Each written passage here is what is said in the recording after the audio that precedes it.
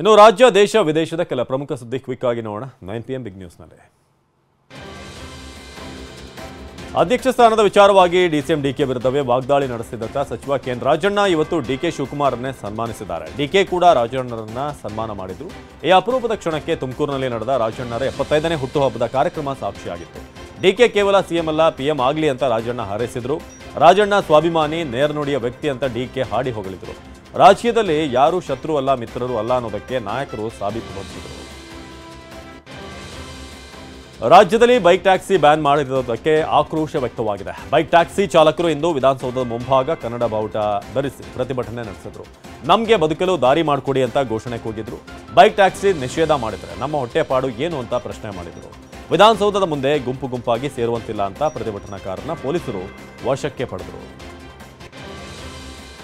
ಸಚಿವ ಪ್ರಿಯಾಂಕ್ ಖರ್ಗೆ ಅಮೆರಿಕ ಪ್ರವಾಸ ನಿರ್ಬಂಧ ತೆರವುಗೊಳಿಸಲಾಗಿದೆ. ನಿರ್ಬಂಧ ತೆರವು ಮಾಡಿ ಕೇಂದ್ರ ಸರ್ಕಾರ ಆದೇಶ ಹೊರಡಿಸಿದೆ. ಈ ವಿಚಾರವನ್ನು ಟ್ವೀಟ್ ಮಾಡಿ ಪ್ರಿಯಾಂಕ್ ಖರ್ಗೆ ಖಚಿತಪಡಿಸಿದ್ದಾರೆ. ಟ್ರೈನ್ ಹೋದ ಮೇಲೆ ತಾತ್ಕಾಲಿಕ ಟಿಕೆಟ್ ಇಶ್ಯೂ ಮಾಡಿದ್ದಾರೆ. ಅನುಮತಿ ಕೊಟ್ಟಂತೆ ಆಗಬೇಕು, ತಡೆದಂತೆಯೂ ಆಗಬೇಕು. ರಾಜ್ಯಕ್ಕೆ ಬಂಡವಾಳ ತರುವುದನ್ನು ಕೇಂದ್ರ ಸರ್ಕಾರ ತಡೆ ಹಿಡಿದಿದೆ. ಇದು ಕರ್ನಾಟಕಕ್ಕೆ ಮಾಡಿರುವಂಥ ಅಪಮಾನ ಅಂತ ಪ್ರಿಯಾಂಕ್ ಖರ್ಗೆ ವಾಗ್ದಾಳಿ ನಡೆಸಿದ್ದಾರೆ.